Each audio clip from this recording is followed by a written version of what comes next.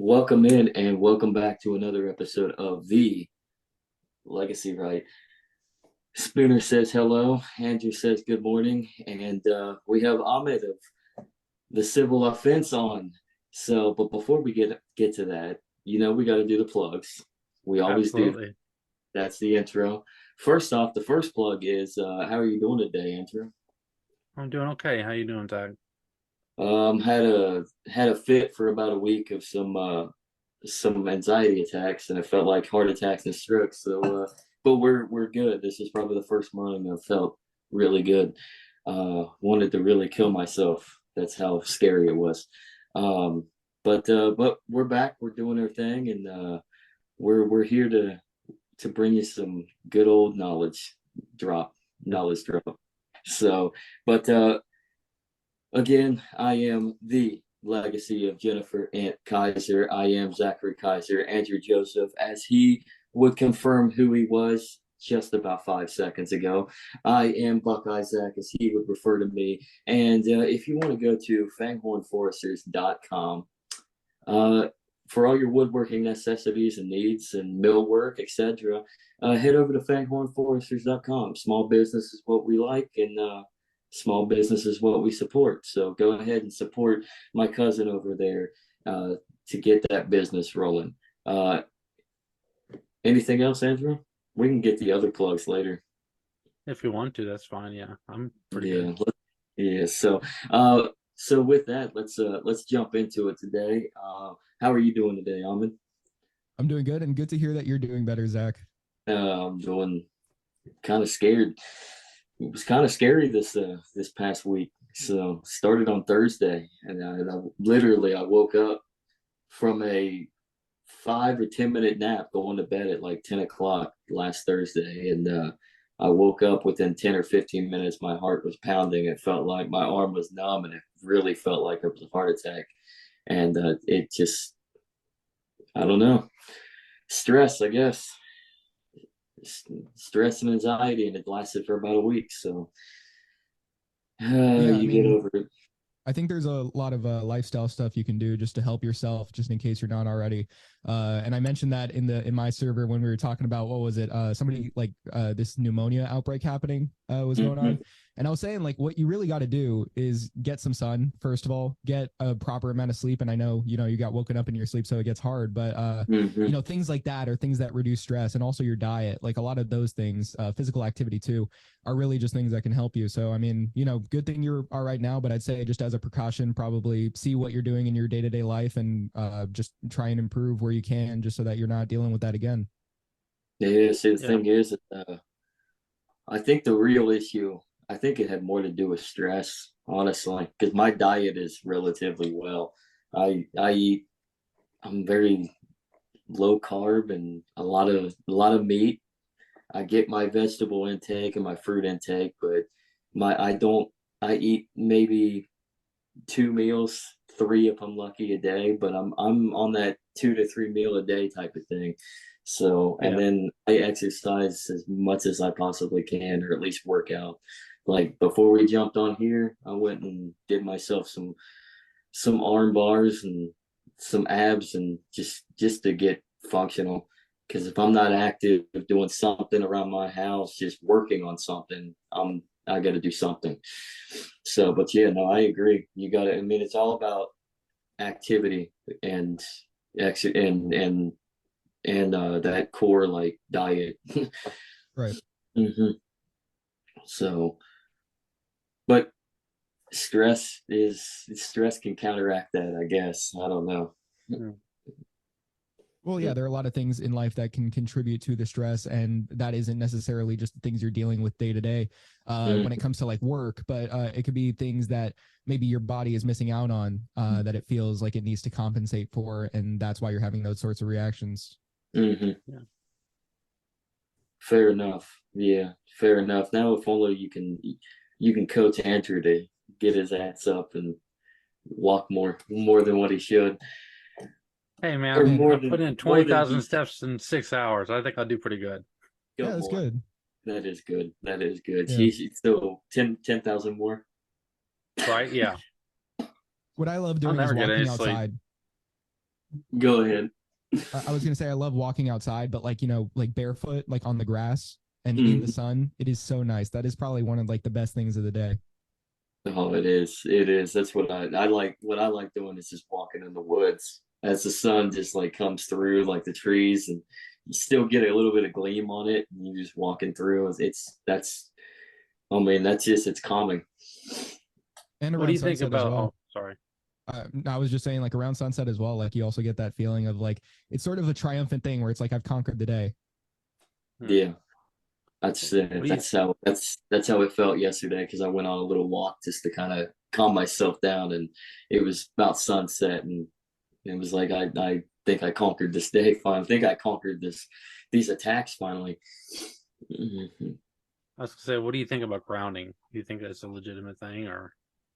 Oh yeah, for sure. I mean, I think some people have called it like earthing instead of grounding, from what I've Yeah. heard. Well, Like when when you're okay. actually putting your feet like on the earth, or, but like yeah, it's anti-inflammatory. It's definitely good, not just for your feet, but like for your back. I think, you know, with the sort of like concrete ground that has been built under a lot of society, people have sort of like missed out on actually connecting with the earth itself.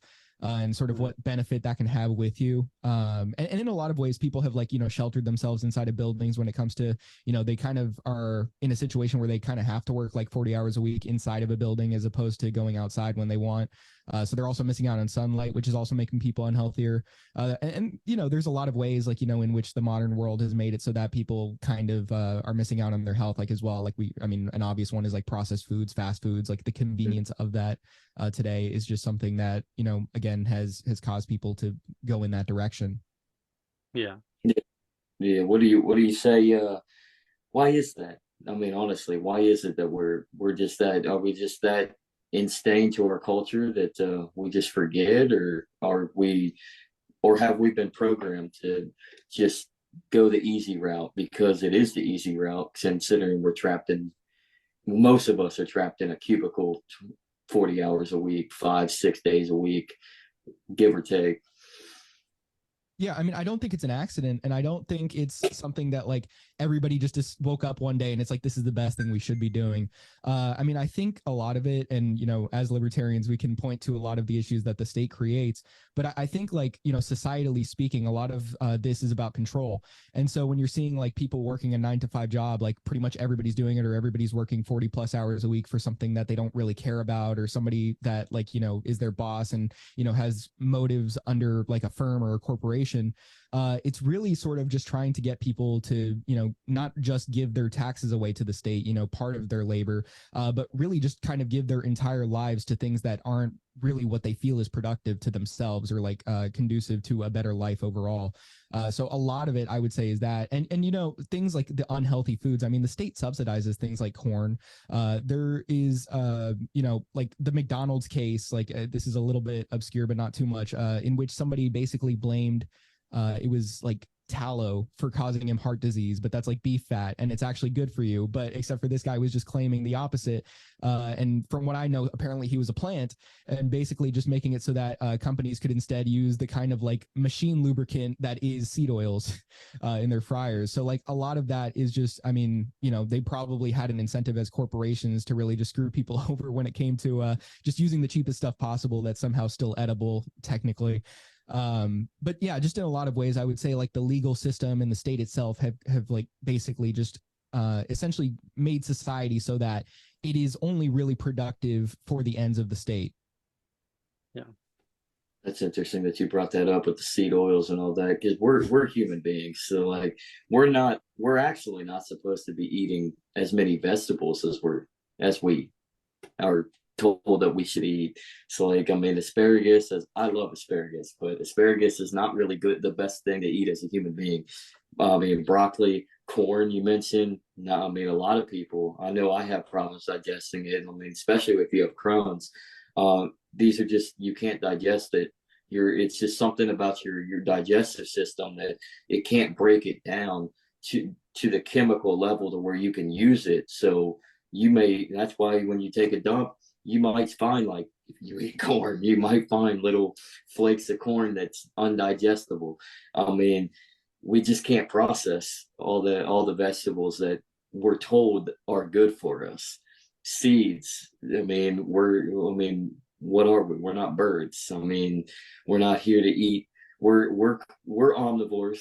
We eat certain fruits and vegetables and other ordinances like that are not meat. I mean, but we're, for the most part, we're meat eaters. We're carnivores. Yeah. So Yeah, I didn't know if you were going to say something, Andrew, but basically what my point was going to be with that is that, yeah, like vegetables actually really aren't something that people really want to be eating generally. This is something I learned this year as well.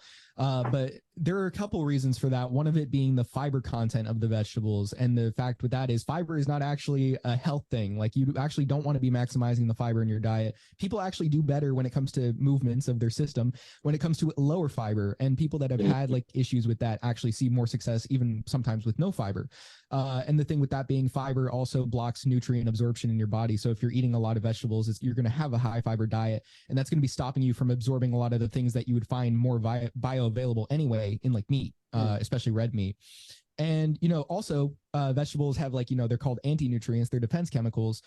In a lot of ways, you're actually, again, blocking even more nutrient absorption from those vegetables when you're eating them. So already they have like lower bioavailability, but you're doing that to yourself as well. So you're, if anything, robbing yourself of nutrients when you're eating vegetables. And yet they're still trying to ban cow. Yeah. All them climate change people. So what do you think about that? Actually, the fact, I think Europe actually is really big on this and has shown some success, but yet certain failure. But what do you think about the banishment of cattle and beef stuffs and all because of the methane narrative that the cow farts are killing us, I guess. From what I've heard, I would need to pull up like actual statistics on it, but what I've found is that there's like no truth to that. Like it's pretty much like beef production is just pretty much the same as like vegetable production as far as its impact on the climate. And I mean, the thing is like maybe you could make a case like against like factory farming. And I mean, I would personally like the actual idea that like there's these huge firms like just with the incentive of creating these foods that well, not really creating the foods, but they're processing the foods in a way that isn't even really that healthy for us. Because if you're talking about like chicken, for example, they'll literally like have vats of bleach that they put the chicken in to essentially like say, oh, well, we're sanitizing it and everything. But yeah, it's actually harming you. And there's things like, like milk pasteurization where they're just killing all the good enzymes in it. Yeah. And so on and so forth. Like you could really just look at factory farming and say, okay, well, maybe this is actually not the best way of doing it if you're looking at, meat production and so on. But, it's what the state sees as like most efficient. And it's probably what these firms view as like cheaper. So they're going to do it. But I mean, if we're talking about just like farming just in a sustainable way, meaning just like you have your farm, you have your cattle, people are buying from you, you're trading with your community by doing that, there's no issue with it. Well, it's almost like they're trying to take away the responsibility aspect that we all have. Like, I mean, collectivize us, take away our own responsibility, and you have what the government to tell us what we can and cannot have, corporations telling us what we can purchase and what we can't purchase, all for what the subsidized bottom line, I guess. Yeah, I mean, it starts in school. Like you're programmed to think a certain way. You're told like this is the path you must choose in life. Either join the military and become cannon fodder for the state. Go to college, pay all this money to academia and keep the system up. I mean, I guess be a wage slave, like in that sense of like you spend like 40 plus hours of your time like for our corporations that we uphold. And pretty much just take one of those paths and then retire maybe when you're 65 plus, and yeah, just die a few years after that. Mm-hmm. Well, I mean, they gotta have you. They hope you die, because I mean that's one less person that they have to pay out the robbery from all the young people for the Social Security. So, and then they can use some of that robbery for other things like more wars. Yeah, I mean, at that point, do you think they would be incentivized to keep you healthy as long as possible? If they had to allow us to have Social Security, or what do you? What I'm saying is like, well, it's kind of funny, don't you think? Well, basically, like, my point is kind of in jest, like, wouldn't they keep us like unhealthy, if anything, so that we would die earlier? It's in their interest to do so. Yeah, no, Right. and if you look into the sick history of how Social Security was passed and why, and I mean, people were not living longer back then. I mean, the retirement age of 65 was, first off, you didn't have a whole lot of corporate jobs of the mundane modern lifestyle that we live today. And most average people weren't living till, maybe if they were lucky, they might live till 60. So they weren't even going to make it till 65. So it is in their incentive because, I mean, they have all this amassed wealth that they've redistributed, that they've stolen from younger generations such as us from all throughout the decades. For what? Well, they want you to die. Like, boomers, sorry, they want you to die because they can take this amassed wealth and spend it elsewhere, on their own selves, on their own wars, on whatever, their own genocides. Yeah, and I mean, like, it seems like a lot of people are catching on to that, which is a good thing. Even those that wouldn't call themselves libertarians, like, I'd say, like, the people from like r/anti-work, or like people that would label themselves as socialists, like, they get the problem even if they don't get what the solution is. And it's just, a lot of people feel disenfranchised, and that's why they're leaning different ways when it comes to I mean, in a sense, you could, I guess, call it political radicalism, but not necessarily. I don't know if I'd label it as that. But essentially, what the problem with that is that the state's propaganda has made it so that people are still thinking about this from a political framework.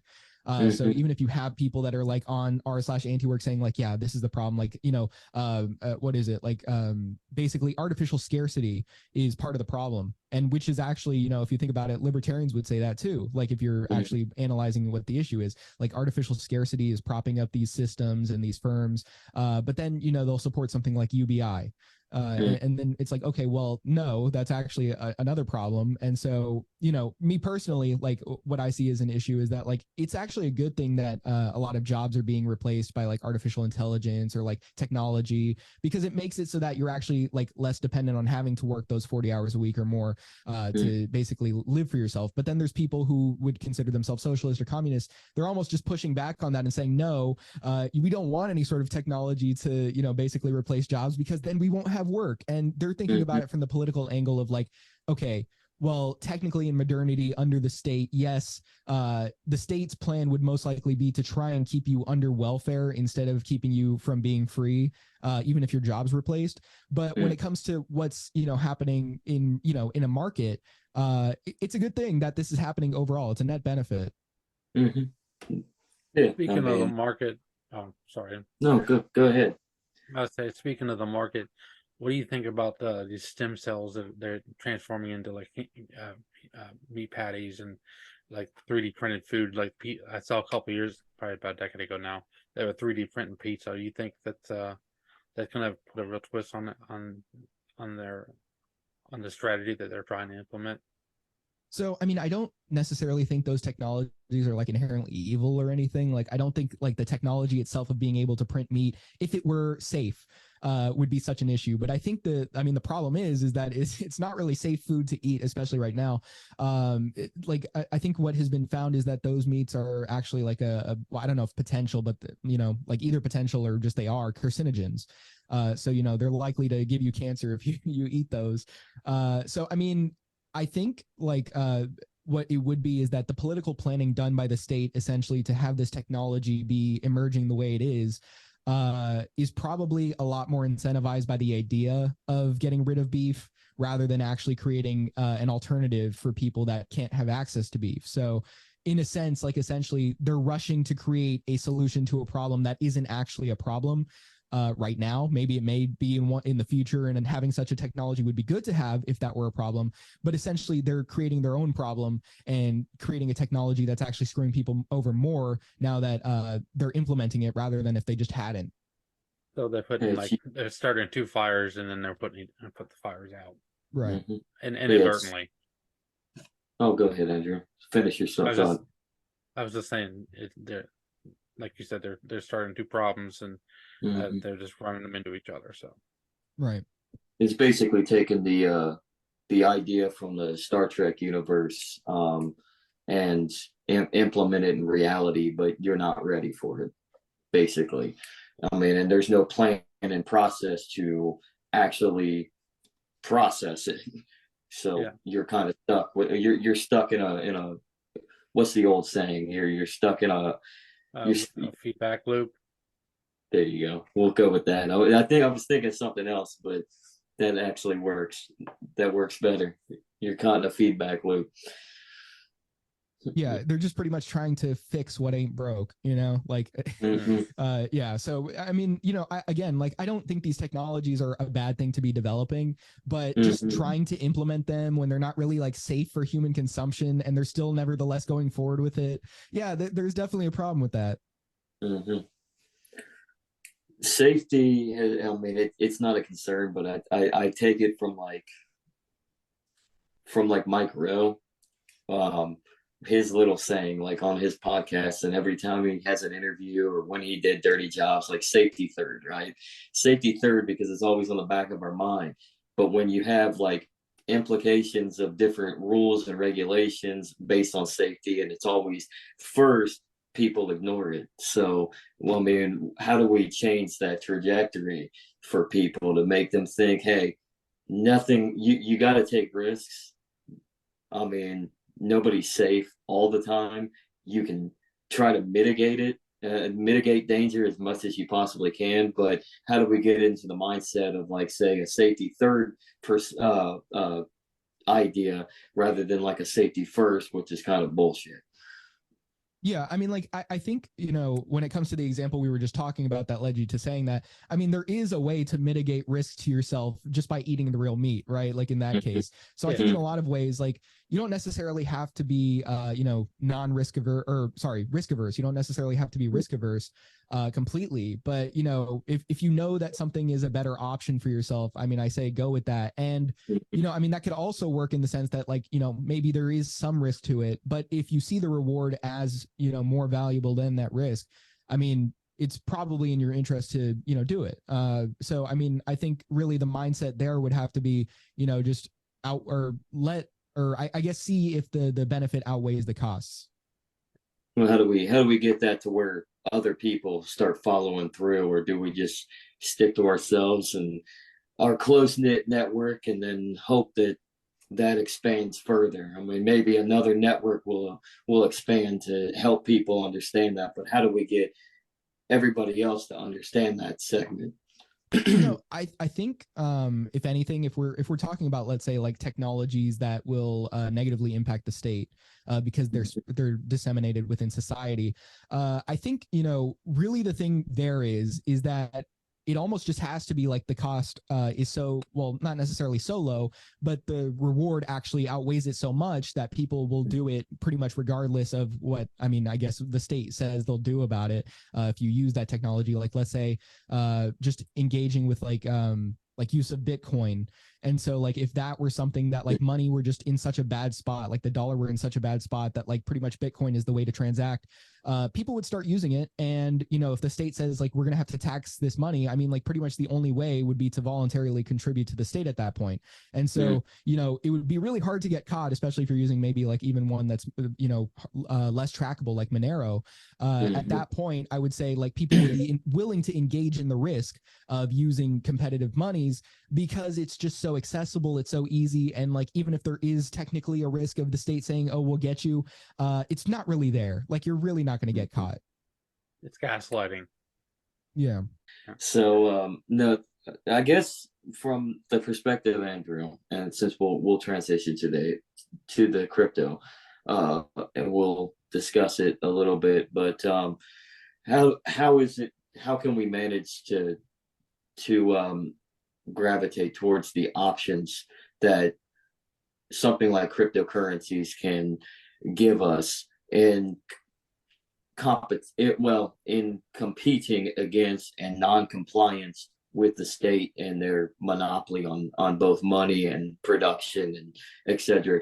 How do we get that into the mindset of everybody, that it's not just an asset or it's not just a risk where it's nothing? And I mean, the dollar's still mighty. I mean, how do we get it to where it's more than just the asset and the risk? It's a store of value and a medium of exchange that can compete against the state's monetary monopoly. I would personally say that, like, the point I'm driving home with what I said prior was that it's really about ease of use at a certain point. And so for like most people to accept something, it would have to be like the ease of entry would have to be very easy. And basically the ability to use it would have to be fairly simple, because most people aren't, like us, where they'll like actually get a wallet when it's something that you have to set up and you transfer money into, like, through your computer only. Like, you can't really just pull up your phone and do it. When it comes to something like that, I think, people in general, like, once they see it is something that is just as simple as paying with other transactions, and that really is going to come with just technological development, that is the point at which there will be even more people using it, which, I mean, over time you can see that happening, because at first, when Bitcoin was first a thing, nobody was using it. I mean, obviously there were like some people, but basically, like, it was also very hard to start using it in the first place. But now that you can just buy a wallet on Amazon and just like shove it in your computer and, like, pretty much just set it up in like 5 minutes and have your money there, it's becoming incredibly easier for people to transact with it and use it. And therefore, I would say that's probably why you've seen, I mean, if anything, there has been an explosion in people using Bitcoin, even if a lot of them are thinking of it as a store of value, as opposed to, or like, I mean, I guess the store of value would be better than the actual investment aspect of it. But even though there's a lot of people thinking of it as an investment, I would say, overall, there are a lot of people, if you're looking at like the Bitcoin subreddit or like, a lot of online forums about it, I think people are catching on to the idea of this thing actually having some use other than just putting your money into it and hoping that it can counter inflation. Well, and then another thing that is really jumped into the horizon on this, on what used to be very niche, is and it's gathered its mainstream content, is the fact that you have companies like, what is it, like crypto.com, that have sprung about, and I mean, and Coinbase. And not only can you just go to Amazon and get yourself a wallet, but you have these credit card services where you can actually use your crypto with credit cards. So it's definitely coming out of the woodwork from its very underground niche network of like geeks and nerds in the early 2000s or 2010s, I should say, to more very mainstream, and people are kind of starting to use it as more so than just, I mean, a store of value risk investment. Another thing is that, sorry. No, you go ahead. That's fine. Another thing is you've got these services that you can, that it's kind of like Silk Road used to be, where it was decentralized.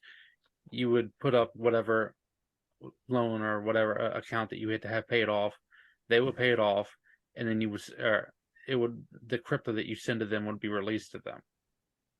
So that really creates the layer of anonymity that helps people out on both sides of things. Yeah, and I think that aspect of it is something that, if anything, I would say like is almost in an attempt, kind of like trying to be, or maybe just is eroded a bit by services like Coinbase. I know it's making it more popular to use Bitcoin and buy it, but at the same time, there is the ability of Coinbase to take your money from you. It's not really your crypto. They did that in Russia when all the sanctions were in place, and they actually, I think it was about 25,000 accounts that Coinbase suspended or something like that, something along those lines, some crazy number. And so basically, if it can happen to them, it can happen to you. And so that's not something you're dealing with like a wallet, like a hard wallet. It's not something that you're dealing with, like, if the account that you have can't figure out, who's using that crypto. It's definitely something that can't happen with Monero. So, I think, like, in a sense, like, it's good to be wary of those agencies and entities, I should say, that basically have access to, who you are and what you own as far as cryptocurrency goes. And going the cryptocurrency and conspiracy theory time right now. What if Bitcoin itself was actually just the predecessor of the CBDC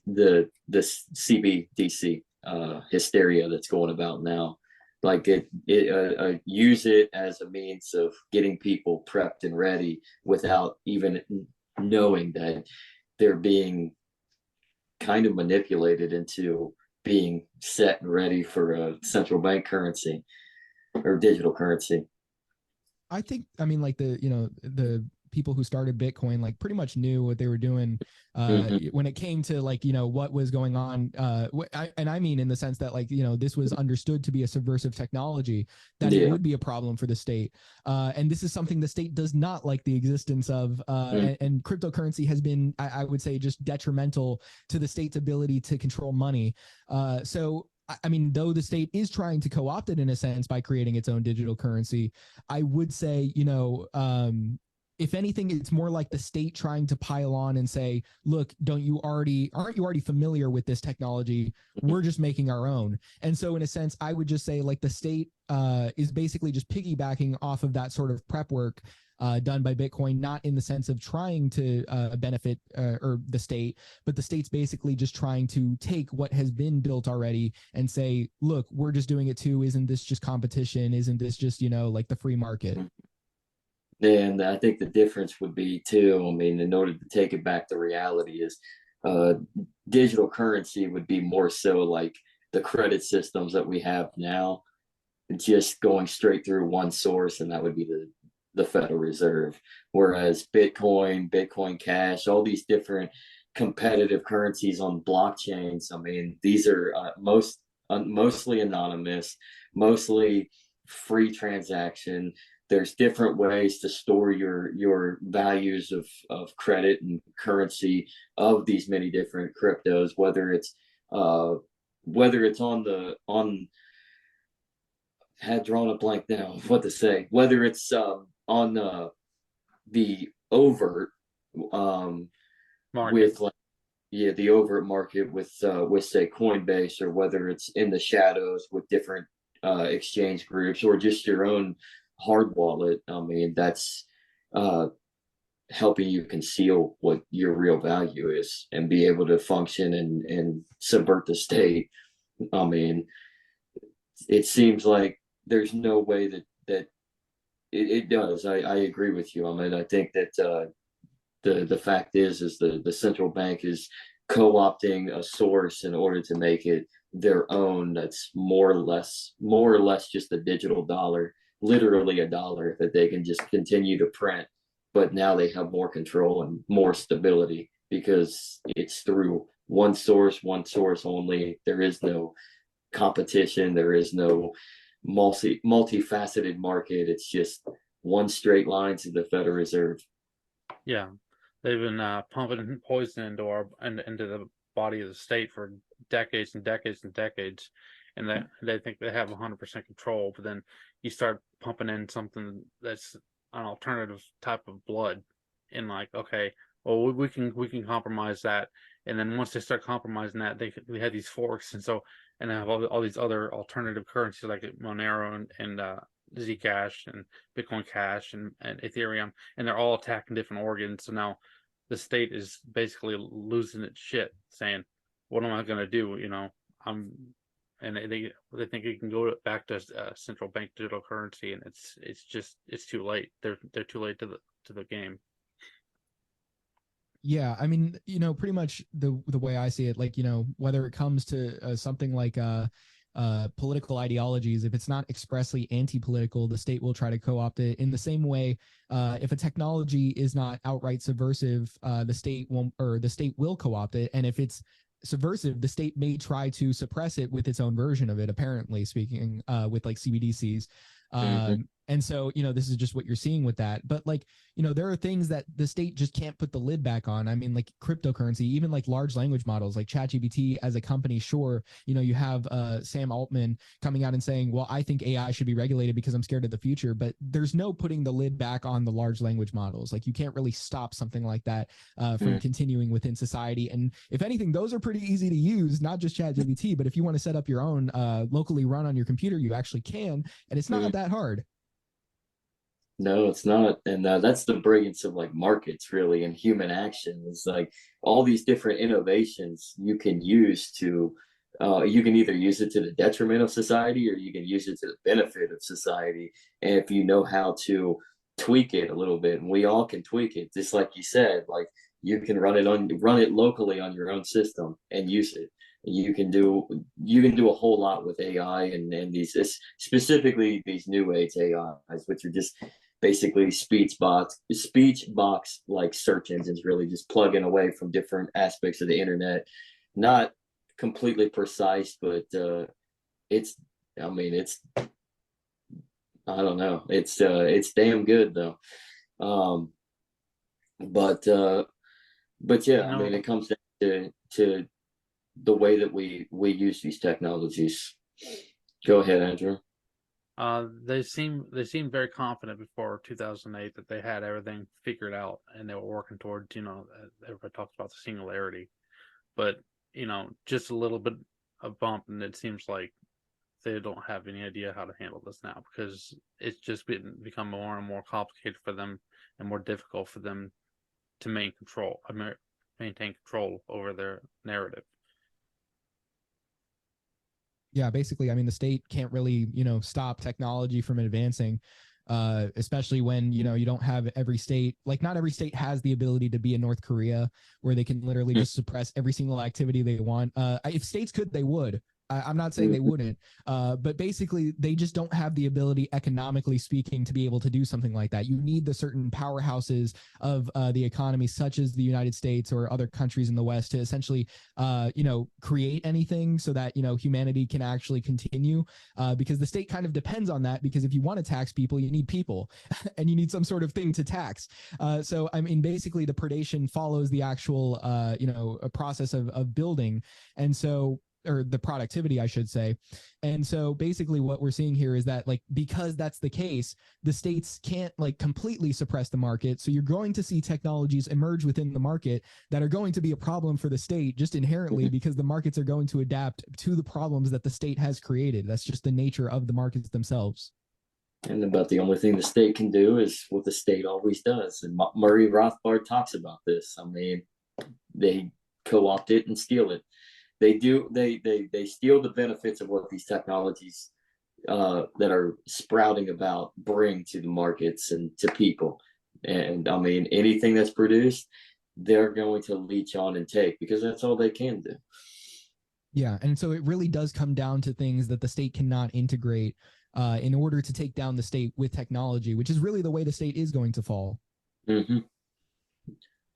And speaking of fall, will the state actually fall? Or if we continue to subvert it in different ways and adapt like human beings always adapt, or will the state always exist in some form or another, even if it's just very tiny and minuscule and really has no real influence? Like, it's still there, but because people have kind of walked away from it and done their own thing and adapted to the outliers of everything, it's just there. Like, or how do you see the collapse of the state? Well, the thing with it is that the state depends on two major things, which are control over money and might. So basically, like, if it doesn't have that sort of power to, have financial leverage over you and, forceful leverage in the sense that, like, they could just take you in, arrest you. You really don't have a say in it if they want. Their bank and militia are really just dependent on whether the state will continue to exist. And first of all, I mean, the banks can be subverted with a, cryptocurrency and other emerging technologies that have to do with finance, financial, I guess, control over your own life and independence. When it comes to might, I think that may be the harder one, because you may see, if anything, I know people like to say, oh, well, anarchy would just be warlords. Well, no, I think the thing is, like, it would still be states attempting to control your life with just pure force, which I think that's actually the direction we're headed in, as the state has less and less control or ability to control your life in other forms of leverage. The only thing it's going to have is force. So basically, I think, in the state's final attempt to keep itself afloat, it's going to essentially be, its militia just attempting to suppress pretty much anybody that wants to fight back. And so, I think that may be the harder one, though I don't necessarily think it's possible, because, again, you can 3D print a lot of stuff at home now. You can. But there's basically like an increased ability to obtain what you would like to obtain. So I think even that will become something harder to actually keep afloat. And so I mean, I don't think the state will last forever. I think maybe, yes, you would probably see some forms of political authority continue even after the states now collapse, perhaps in some forms, just through that attempt of pure force over people. But I don't think people necessarily actually want to be dominated. I don't think you would see that persist forever. And I think as technology just enhances, you would see more and more ability to fight back, and people just would fight back. Fair enough. I mean, I guess what I'm asking is like the inability. I can't even talk right now. The inevitable state in its existence. It would still persist, in my opinion, because there's always going to be. I mean, just like you said, there's going to be always those that need to have a leader to follow. So I would say that it would still be as small could be. It has no real influence. It's still going to always have the might as long as somebody has the confidence in the state, I guess. So you could have like 10 people. If 10 people were very consistent in bowing down to their overlords, you would still technically, I guess, have some sort of statist existence. I guess that's where I'm going with on that idea. Yeah, I mean, that would be more like a political authority than necessarily a state. But I think the issue here being is that if you have subverted or given people the ability to subvert states, and it is in their interest to actually just live out their lives with the technology that has now become existent, you would see like way less of a need to actually live under a state or even in people's minds. They wouldn't feel like they have to have somebody ruling over them because they could pretty much do what they need to by themselves. Like they could pretty much figure things out. That sort of responsibility would be in their hands, and they'd understand this, especially as things would become more self-taught without state schools. People would be essentially going back to like actually raising their children properly. So with that, I would say pretty much the state, what it would be at that point is aside from the force, it would be pretty much just like politicians maybe going into a room wanting to control a society, but what would they be able to do? I mean, nothing. Like and I would say like maybe that would be like what happens when the state first starts to collapse. Maybe they would try to still join in like as a Congress or whatever it is and say like, well, this is the law we must pass. But if there's no ability to enforce those rules, well, you're just writing letters to Santa. Pretty much. Yeah, it's a think tank that really doesn't do a whole lot of thinking. So they're just there to just congregate and have fun and gloat with one another, and then write letters to Santa. Yeah, I like that. D. Yeah. Unfortunately, Santa is not going to fulfill those wishes. Yeah. I like that. Speaking of Santa, so Merry Christmas. I like the hat, by the way. Yeah. So, I'm going with the December theme. Yeah. Hey, gotta love it. I mean, gotta have some sort of positivity in this world of black pillness. So, where else what else could I jump onto? Actually, still staying consistent. Andrew, you got anything? I had something to draw, but what do you think the long-term effects of negative interest rates are in context of what we've been talking about? Yeah, I mean, I don't know. I think, obviously the financial turmoil that the state has created is just what it is at this point. I mean, like, the state creates these boom bust cycles because it relies on like a debt-based system of fiat currency. So, I mean, like overall, like where we're headed from here, like pretty much, there could be a bank run at any time. First of all, like, people just like, seeing that there's going to be an impending collapse and wanting to take all their money back. I don't know. I mean, like pretty much like this fiat currency that the state has really can't stay up, I think, much longer, like because the United States is depending on the petrodollar. Countries in that that are under its whim are sort of thinking like, well, actually, maybe we could have our own form of currency. There's China thinking that like, well, if anything, as a state needs to uphold its supply chain over the United States. So, I mean, pretty much, what we're going to see is like, I don't even think like, saying the specifics of where money's at or where the dollar's at, I should say, necessarily matters, because I think we're just going to get to the point where, it's going to become useless to even like think about it. I think they're going to go back to selling land for credit instead of using the dollar, like they did when they first initiated the, in the late 1700s. I'm not so sure if that would be the case. I mean, I would have to look more into what was happening at that time. Yeah, because I mean, a large part of the whole West is still just basically publicly owned land. So yeah. Well, they were doing that because there was no distinguished.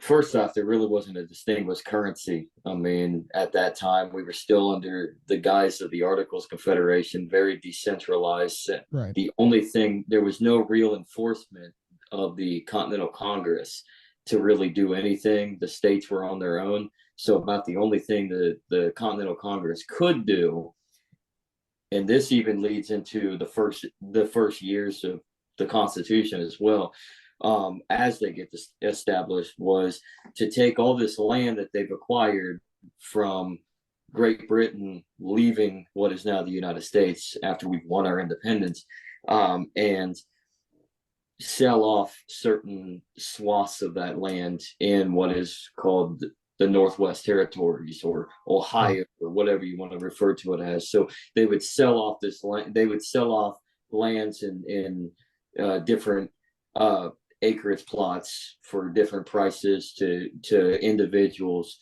for settlement and potential economic disbursement, but also for the government to literally pay the debts that it owes to France, because it had no ability to tax at the time until the United States Constitution gave it that ability, because now we're a more perfect union. But that was essentially the whole aspect of them selling land, buying and selling land, was for the purposes of paying off debts that they've acquired, because there was no ability for them to do what they're doing now, essentially, because they had no power. Yeah, I mean, it would at that point depend on what exactly the financial position that other states are in. I mean, I could see, essentially, in this state's attempt to keep itself afloat. I mean, it'll do a lot of things up to and including, I mean, if it had to launch nuclear weapons and all the politicians would just go into bunkers. But yeah, I mean, like if the United States were, it's financially crumbling, yeah, I don't see why it wouldn't just sell off land. Like, if anything, not just to people willing to buy it, but like, countries, other countries, if it really had to. Yeah. The dangers with that, though, in today's society is you have three enormously dangerous scenarios of selling off land. You got Bill Gates, you got BlackRock, and you got China. So how do we dispel away from that ordeal and being a little bit, or does the state really care? Yeah, I mean, the thing is, like, and this is just to go into a bit of more of like theory of like actually owning land. These entities like owning it, like, they're doing it because of legal decree, and it's because the state allows, through landholding firms, the ownership of these large amounts of acreage of land. But what would actually be ethical, like within libertarian theory, like it would be questionable that you'd actually be able to own these large swaths of land without having any sort of political authority backing you. And pretty much, like, because if we're talking about homesteading and what ethically counts as homesteading, I mean, you'd really have to be like transforming for your ends, like what you're interacting with as a scarce resource. So like if we're talking about like something with land, you'd actually have to be like tilling the soil and planting something there, and then that would be like your patch of like farm, or like you would be building a house, and then somebody can't just start digging up the dirt right underneath, like something like that, like directly underneath, and like causing your house to crumble. But yeah, when it comes to these entities owning this stuff, I mean, if the state's landholding firms weren't there, if they're subverted somehow, by counter economic practices or like new technologies that emerge somehow, you wouldn't really see like, you know, the ability of Bill Gates to say, I still own this land. Like, how is he going to say, like, you know, you can't homestead this? There's no way he, as Bill Gates, as one guy, Yeah. can control, like, you know, everybody going in and just taking what they want from that. Adversely possessing it. Yeah, adversely possessing it. I mean, another thing is, like, if there's no legal authority anymore, no political authority that No helps. police. Well, yeah, no police. Yeah, helps bolstering his avidly supposed land decree. You can just show up one day at his house and, I don't know, blow his brains out. Honestly, probably I, do it. I wouldn't Benefit of advocate. infinity. I wouldn't advocate for that. I think, you know, like his house, whatever, leave that be. But like everything else that, you know, if he's abandoned any sort of property, like I don't think he owns literally every property he says he owns. So, you know, maybe if there's a house that he's never visited once in his life, and like, you know, maybe he's just renting it out. Maybe the people that are renting it from him could just say, "This is my house now," for example, or like, you know, yeah, the land again. Like people could just take that. And yeah, I mean, like, you know, there's not going to be. I mean, unless we're like in the stereotypical Ancapistan with these like massive corporations, you know, which would still be essentially their own like or de facto political authority. You wouldn't really see even like these massive rights enforcement agencies saying, like, you know, acting as police saying you can't take this land. I guess I went a little too far on that one, but you know what? I mean, in a most people would probably squat, but then you would probably have like these leftist mofos that would probably show up and say, They you know, would. They Yeah. would. I'm not denying they would. I'm just saying, ethically speaking, within libertarianism, yeah, it would still be aggression to do that to Bill Gates. Even if you have a lot of like, even if he's done some terrible things, it's like still like, you know, he would actually have to be aggressing on you, you know. He'd have to come onto your property. You can't FAFO unless he's on your property. Right. So yeah. So, but I mean, to a commie, I mean, the whole world's the everybody's property. So it's the big old commune, the big hippie commune. So, although most hippies are pretty peaceful, they're pretty cool. They just want to smoke weed, drop acid, eat mushrooms, and have sex with every woman that's there, and maybe man, who knows, free love, and just live life. So I mean, they're not they're there to encroach on you. And this isn't to say that every last, you know, group of people would be adhering to the same exact property norms once the state ends, or that like they'd be essentially like all in line with exactly what libertarian ethics say about property. There would still be contradictory property norms. There would be groups of hippies that say, oh yeah, we own this land together, and like there are multiple owners of each piece of property. You know, there's no, or maybe there's no such thing as property. But you know, it would essentially be at that point like the thing we're looking at here is that there is no entity to unilaterally define what property is. And I mean, that's kind of what, you know, is, or that is what is ethical under libertarianism, that there is no one say of like, this is property, even if the ethics themselves do say that, like, yes, there is such a thing as valid property ownership, there is such a thing as a valid claim. Yeah, property is, I mean, on a natural sense, property is settlement. That's exclusively what it really is. I mean, what more can you call property?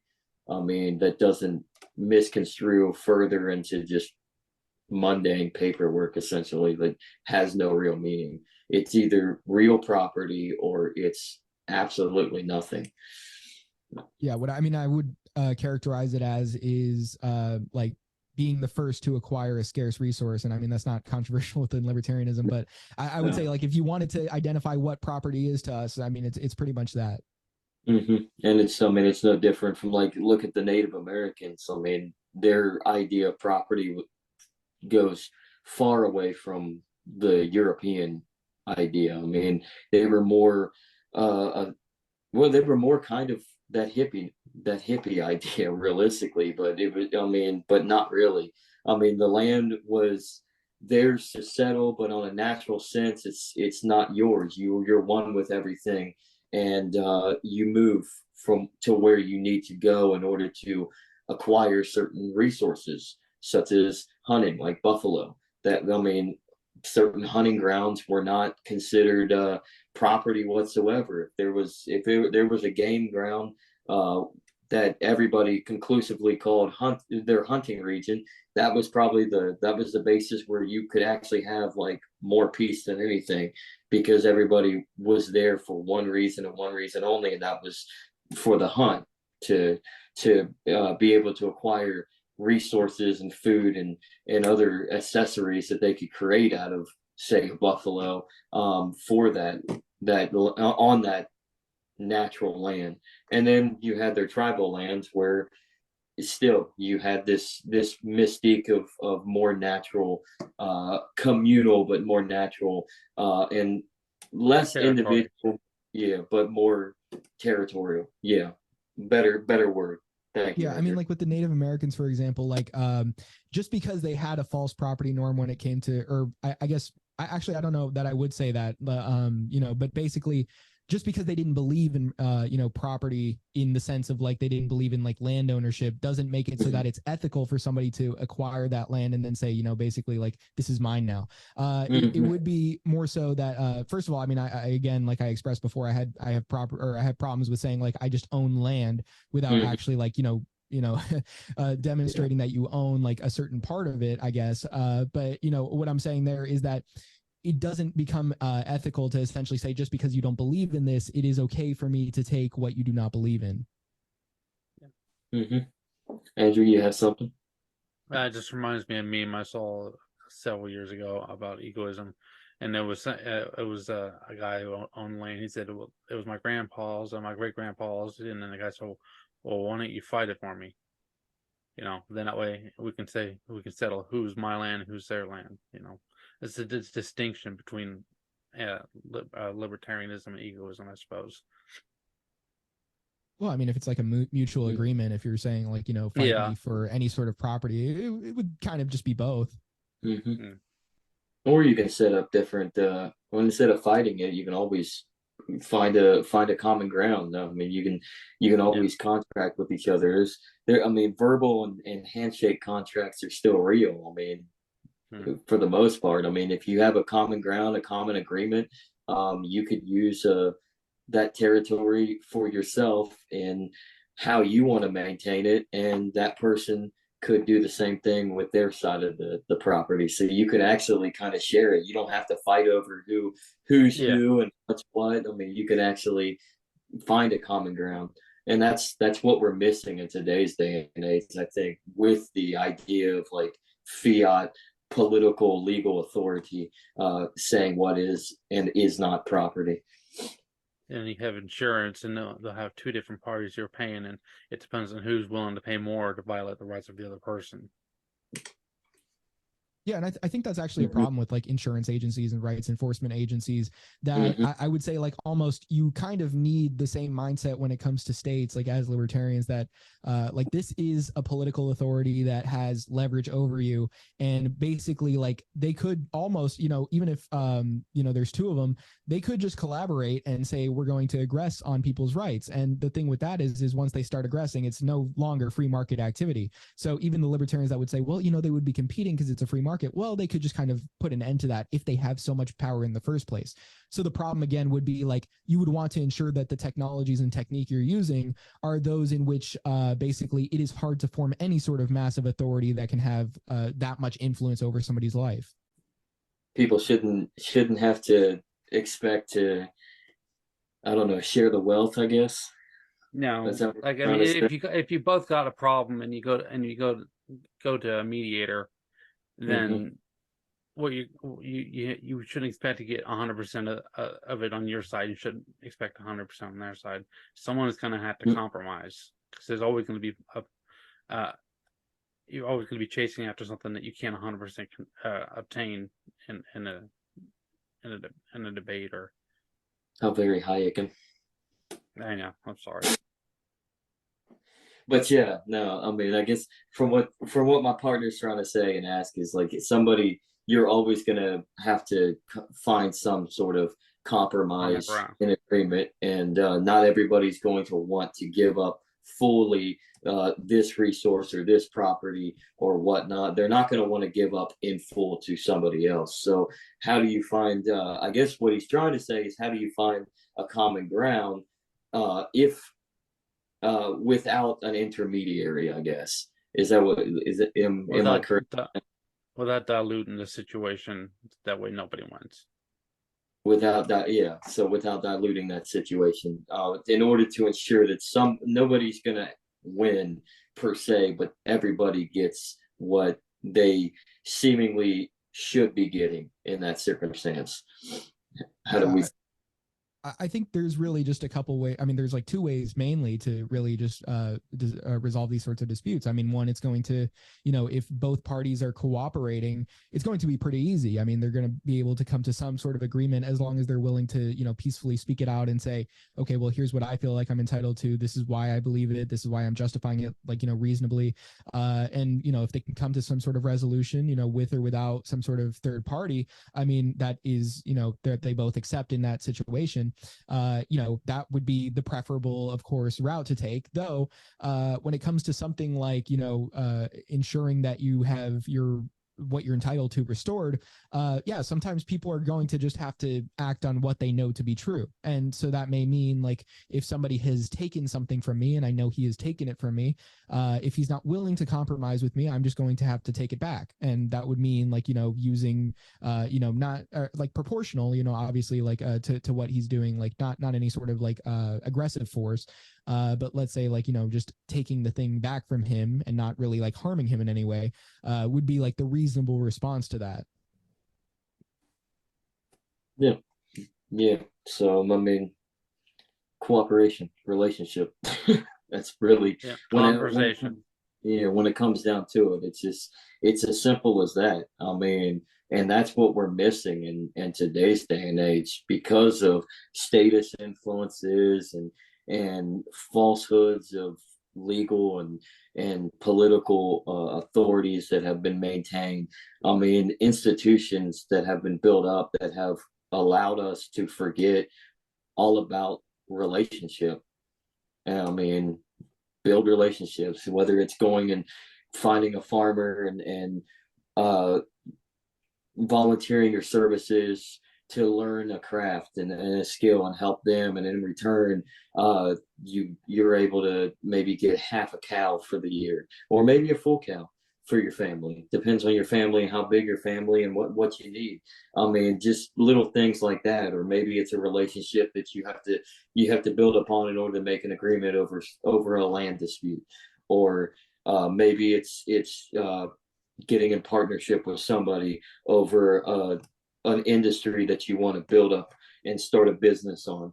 I mean, that's what we're missing with society today because of the institutions that we've seemingly put ourselves into, is the aspect of relationship. And I think that's where, like, agorism comes into play. And not only are you subverting the state through a counter economic measure, but you're also establishing that protocol for you as an individual, along with communities of other individuals, to learn how to actually cooperate with one another and, become human again. Right. Yeah. I mean, I wouldn't say that we've put ourselves in this situation. I definitely think it's more of a scenario in which, because how states operate, they've placed society under these sorts of points of leverage and just basically like put incentives in place for people to act the way they are. But yeah, no, I mean, I definitely think, like, moving away from that in any way possible is a good thing. I mean, like, if you can somehow get out of the trap that the state has set, you are in a better position for it. Mm-hmm. No, agreed. I mean, that's why, like at the beginning of this pod, I plug in my cousin's website. I mean, he's trying to do the same thing. He's skilled in his own regard. He's trying to get away from that mundane work for somebody else type scenario. He's very, very handy in building, and even like he got handed since he came back from the West. He got given he was given a home on my family's property that he built up himself. He literally rebuilt. It was a shithole shack. It was rotting wood, rats and snakes all over the place. I mean, there was not even a floor, and he's built it up to a livable home. And he even got himself a garage built. Oddly enough, he had to go through some debt and give himself a loan in order to get that garage built. But it's his workshop, and he has all these tools all these saws. He has a table saw and miter saws and band saws, everything you need for sanders, everything you need for a wood shop. And somebody that's getting into that woodworking niche and that construction and option of business, that specific industry. And so that's the way out, is if you really focused on something and that makes you happy and gives you a sense of purpose and kind of subverts the reality that, or I should say the sterility of society for which it's become, that's what you need to do. I mean, you can do that with just about anything. We live in a modern era. We live in the age of the information age of the internet. I mean, what do we do? What do we all do right now? Like, you have your own source. Like, you have your own podcast going on. We have ours. Like, there's a niche right there that you can do. So, like, it's always finding a different purpose in order to establish different ways and to use the scarcity within life of any recourse to basically find fulfillment. Yeah, and I mean, I think definitely like the way to be fulfilled, as you know, we kind of, or as you kind of touched on there, is to essentially live in defiance of the expectations which you resent. So basically, you know, if there's any sort of pressures put on you that make you feel miserable, I don't think it's a good option. You know, maybe some people might, but honestly, they may just be tricking themselves into thinking that it's not a good option to continue living in that misery. Like, if you really hate, the job you do to the point where maybe you don't even have really many options when it comes to work right now, but you just are miserable. If it is just that you are doing it for yourself, then I would say, you are probably in a better position, just like pretty much quitting and figuring shit out, right? Like, just roughing it out in any way you can. Maybe you might, in fact, be happier that way. Maybe not everybody, but I think maybe that is the push that some people need to actually feel better about themselves. Mm-hmm. Yeah, maybe some people, maybe this tiny house craze or these van life things. I mean, for a lot of people, maybe it is a good thing. Maybe get away from the YouTube craze of it all. Some people actually do go and live in their van, live life, and they're happy. I mean, they're not trying to make content with it. They're actually living in their van, and if they need work, then I mean, they'll find something, they'll make some money, or they'll get into crypto or some type of asset investment in some capacity. But I mean, you can be happy in no matter what you're doing or what you're not doing. Exactly. I mean, it all comes down to you. Yeah. And I mean, there, like, another example of it would be like the people who go off grid. You can look at like forums online of people that talk about it.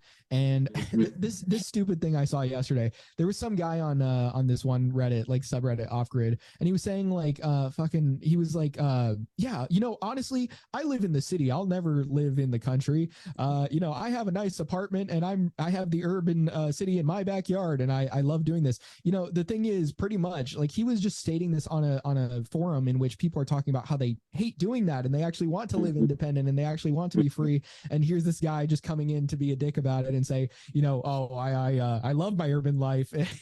And so, it's cheaper for me. And I saw somebody in the comments say like, oh, you're telling me that less land and, closer to a city is actually not as expensive as living in the middle of nowhere, and having a lot of land. I wouldn't have thought, that's the case. But there's also, people saying like, I'd probably rather die than go back to that life that you're talking about right now. So yeah, I mean, like, it's really not for everyone to be living in the situation that a lot of people are living in today, whether that's suburban or urban. And there are ways in which you can technically, as long as you have the money for it, find that sort of peace and not actually want to go back to the way in which most people are kind of essentially not absolutely forced, but essentially pressured and ultimately in a lot of ways like coerced into living. Yeah, and speaking of the guy on Reddit, he might be very truthful and he might be very happy. There are people that like living in that environment. That are urban souls. I mean, it is to a certain. I mean, I would say stay out of cities because it's getting highly expensive. I mean, and there's really just nothing in cities anymore. Anyway, it's not like my mom would tell me stories of downtown Cincinnati when she was a kid, or even like one of the neighborhoods that her dad lived in was Mount Adams, which was just off to the east, up on a high hill on a plateau, staring down the city, like a small town, pretty much. But like downtown Cincinnati used to have everything there, from malls to storefronts. Now you go, it's just I mean, they've gotten restaurants back and bars, but you don't really see a whole lot. It's just banks and finance. It's just financial institutions or corporate offices, or just emptiness. I mean, there's not a whole lot there, and then you have your apartments, and which are skyrocketing in price. It's like you might as well go buy a house and have a mortgage for $1,200 a month, because your rent is going to be about 50 for one bedroom. I mean, which is sad. I mean, your rent is a mortgage. I mean, but if push comes to shove, if that's what you like and that's what you think is fine for you, great. I mean, whatever makes you happy, whatever floats your boat, the old saying is. So some people like living out in the middle of nowhere and working the land and building the calluses on their hands and having that rough patch, and that makes them fulfilled and happy. And then some people just want that 1950s suburban lifestyle with the husband and the wife, father, mom, dad, and brother, sister, and the dog and the cat. So well, it's becoming increasingly unlikely that you can even live that way, just because of the financial pressures that have been placed over people and the detriment that is, not allowing people to use the currencies which they wish to use. But did you see this? I don't know if you did. New York is actually going to start, or I don't know if they already have, but they're basically charging people $15 a day to drive their car to work, because the governor, she was basically saying, well, we need congestion fees so that people can actually like get through the traffic. So the traffic is so bad that they're saying, okay, we're going to charge people $15 so that less people are incentivized to use it. And essentially they're trying to price gouge so that the people that need it most will keep using it. Mm-hmm. Yeah, that's exactly what it is. I read a little bit on it. I'm like, New York's dying. It really is. I mean, it's sad. I mean, and this is one thing, like, because I listen to a lot of what Larry Sharp has to say, and one thing he has to say is like everything that's happened in New York could happen. I mean, whatever happens in New York, have that fear on the back of your head, because it's coming to the rest of the country. It starts in New York. The collapse, the impending collapse, and all the mess that New York state and city, specifically the city, have is, I mean, it spreads. It's going to spread, and that's where we have to just have that alternative for ourselves to try to figure out, hey, I don't want to live that way. I want to be able to be free and do my thing and hold on to my own principles and responsibilities, rather than be in a delicate cage of I don't know, of just sadness and depression, I guess. I mean, yeah, I pretty much agree with that. Yeah. So, Andrew, I heard them lips perk up. You want to? Oh, You have anything to say? no, I'm pretty good. You've been kind of quiet this episode. Yeah, it's just been a long week. Sorry. Yeah, same here. Been a long week. So, well, anything for you? Anything that you'd like to add? No, I'm good for right now. So, I think we pretty much touched a lot, and I mean, we've gone 11 minutes or so overtime, which is great. And we got so much that we could probably go in even further and discuss. But well, I mean, you got your whole day. I don't want to hold him in the whole.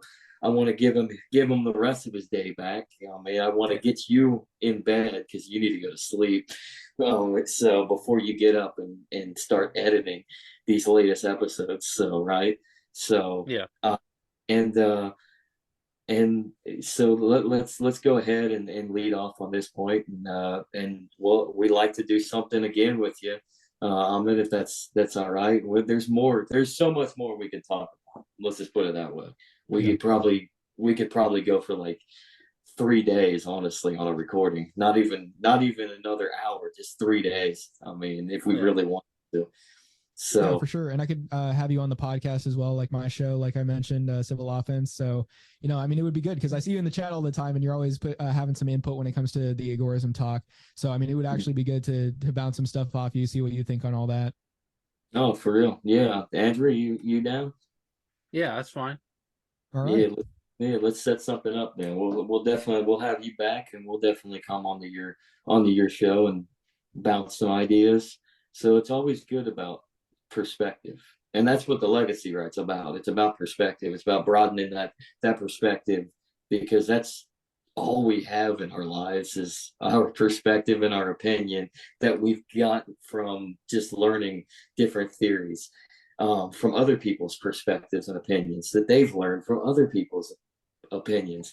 I mean, and somewhere along the lines is fact. So, but with that, let's go ahead before I get on a long tangent, because I won't shut the fuck up if I get on a tangent. Let's end it right there. You already plugged it yourself, but if you'd like to do some plugging to end this show, Ahmed, go right ahead. Yeah, Civil Offense is my YouTube channel. I stream on Rumble as well. Typically I stream either like Thursday or Friday nights around 9:30 at night, Eastern time. Yeah, it's been more Thursday recently, and I think I might actually shift to that schedule. I like it. It's actually working for me. And yeah, I would say one thing, Discord, add me at Anarcho Nitrain. That's NIGHTRAIN. And yeah, if you add me on there, I could get you in the server. It would be good to talk to you guys. Yeah, pretty much that's it. And thank you for having me on. Well, thank you for coming on. Yeah. So thank you, especially after your late night, having your stream and then going to bed and having to come on our show. So to get pre-recorded, because we're not live. And yeah, I just had Noe Jose on the show. That's who was just on my show, and he actually gave some really good insights. I was like, not surprised in the sense like I thought he wouldn't give me anything, but I was just surprised how deep we went into the actual theory of things when it came to agorism, libertarianism, just a lot of these topics. I know I kind of set it up with the actual title of the show, saying like it's about libertarianism and agorism, but once I think it was like I started asking him about Stirner, and Jose just went in like he just started immediately right off the bat. So I was like, okay, well, I think it's going to be a pretty good show, and it was actually like one of the best. Yeah. So check that out, and then check out the rest of Civil Offense. So with that, Andrew, anything in your corner? I'm going to ask again. I'm going to get you to talk. You've been quiet. Go ahead and hit us up on Telegram, t.me/otaku sauce. We got memes, we got recipes, we got videos on economic topics and stuff like that. It's really entertaining. Fantastic. And all of this will be in the show notes. So you can also hit up the Legacy Right Substack, just thelegacyright.substack.com.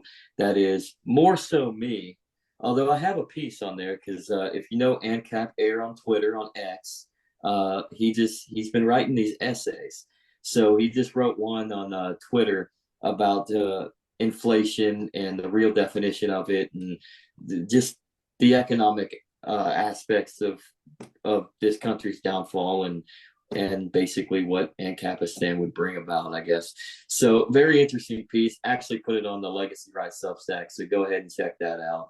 And if you want to subscribe, $5 a month helps us out. So it would help us out in that good old fiat currency. And then or at the end of each YouTube video, we'll have some old throwback. Yeah, we'll have an old throwback of WCW. Remember that Nitro game? You can scan those QR codes. Even if you don't, it's entertaining. It really is. Just a QR code and then like Kevin Nash says Bitcoin Cash. So but yeah, go ahead and support us in any way. or just like and subscribe and just keep listening. So I am the legacy of Jennifer and Kaiser. I am Zachary Kaiser. This has been The Legacy Right with Andrew Joseph and Ahmed. I don't want to butcher your last name, man. So, so thank you for coming on, and let's get the show rolling. Peace. See ya. Thanks for watching.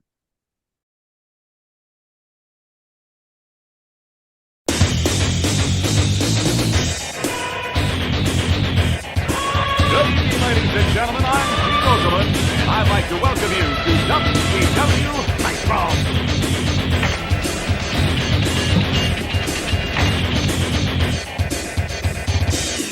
You know, brother, you think you've done what it takes to beat Hollywood Hogan, who wants to climb in the ring and try out the largest arms in the world. Hollywood style. You want to wrestle an inch more Ric Flair, you gotta be able to walk that out and style and profile. Woo!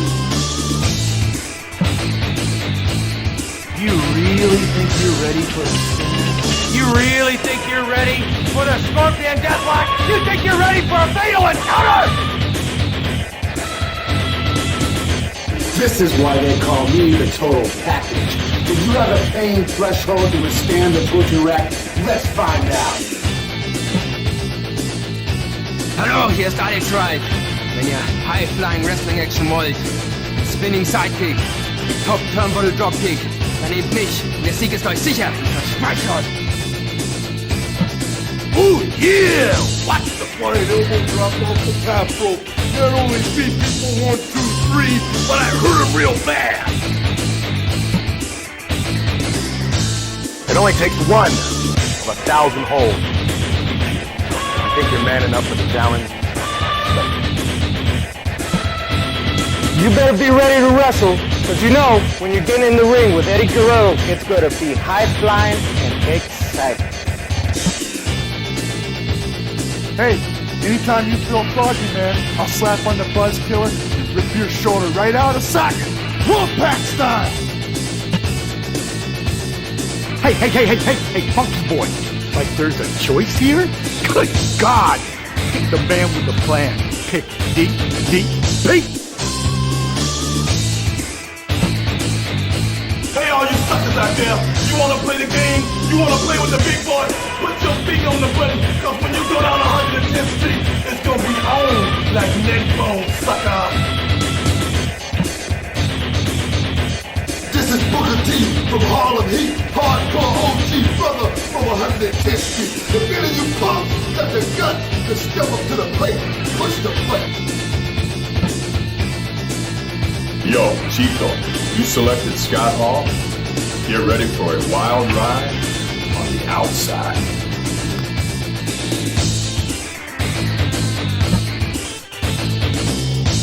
Hey there! How'd you like to get power pop? Come on, pick me. I'm begging you, pick me. Please pick me.